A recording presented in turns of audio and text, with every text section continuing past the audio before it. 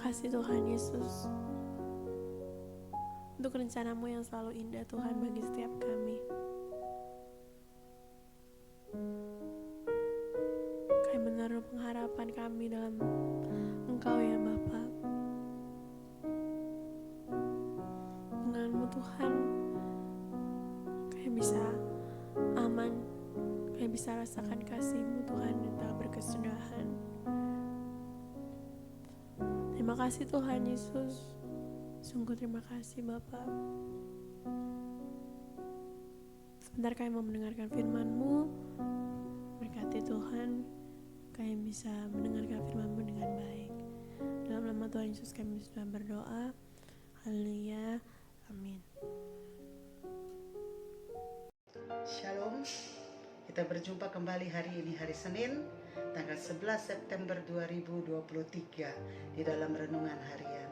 Mari saudara Bapak Ibu sekalian membaca terlebih dahulu dari Yehezkiel pasal 46, 47, dan 48. Judul renungan kita hari ini, Allah tidak meninggalkan umatnya. Kita fokus kepada Yehezkiel 48 ayat 35. Demikian. Jadi keliling kota itu adalah 18.000 hasta. Sejak hari itu, nama kota itu ialah Tuhan hadir di situ.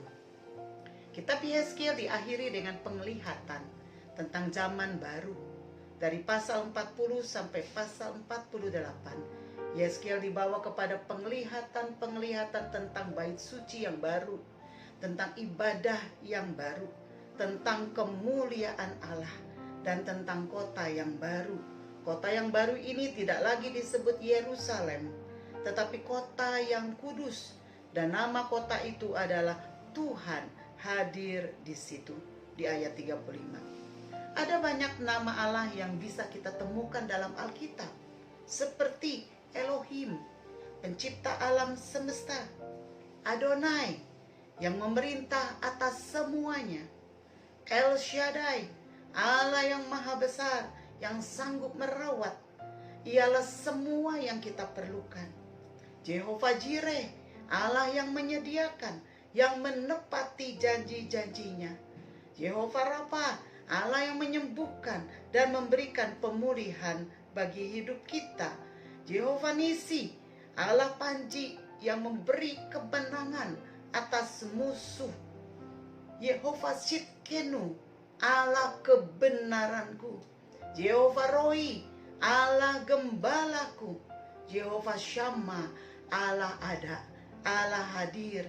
Inilah yang dituliskan di dalam Yehezkiel 48 ayat 35. Allah ada di sana. Artinya Ia hadir dan bahwa Ia adalah pribadi dan dapat dialami. Di tengah-tengah situasi dan kondisi yang penuh dengan kesusahan yang dialami oleh umat Israel di tempat pembuangan, Tuhan memberikan sebuah penghiburan dan janji bahwa Ia ada di sana. Jehovah Shammah. Ia tidak meninggalkan umatnya sendirian. Ia ada bersama dengan mereka.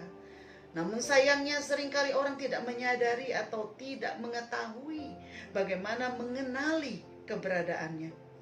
Orang Kristen yang memiliki hubungan yang intim dengan Tuhan, yang membangun hubungan setiap hari, ia pasti akan merasakan kehadiran Tuhan di dalam hidupnya.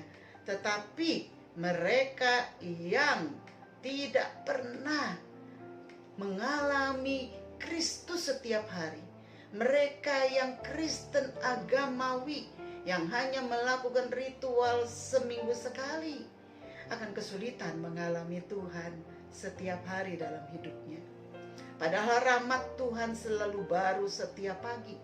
Ratapan 3 ayat 22 sampai 23. Tak berkesudahan kasih setia Tuhan, tak habis-habisnya rahmatnya, selalu baru setiap pagi, besar kesetiaanmu. Bagi orang Israel, Jehovah Shammah atau Allah hadir adalah penting. Mereka terbiasa dengan kehadiran Tuhan.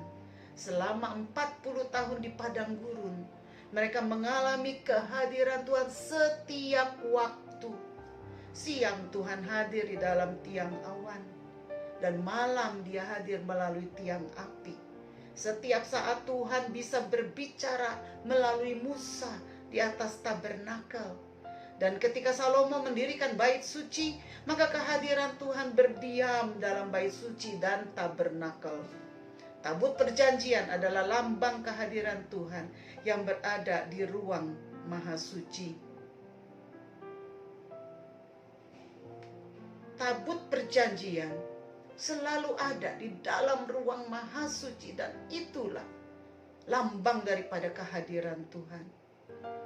Namun ketika umat berubah setia, umat menyembah dewa dan ilah lain, maka Allah tidak lagi berdiam di dalam bait suci dan membiarkan Babel menghancurkan bait suci.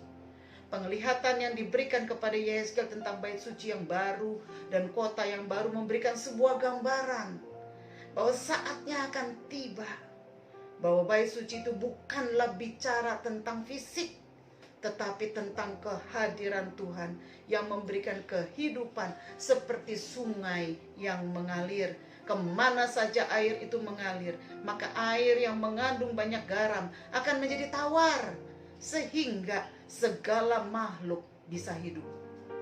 Akan ada kehidupan kemana saja air itu mengalir. Itulah kehadiran Tuhan. Kotanya juga disebut kota kudus, dan nama Tuhan hadir di situ. Tuhan hadir di situ berarti yang pertama, Ia ada bersama kita.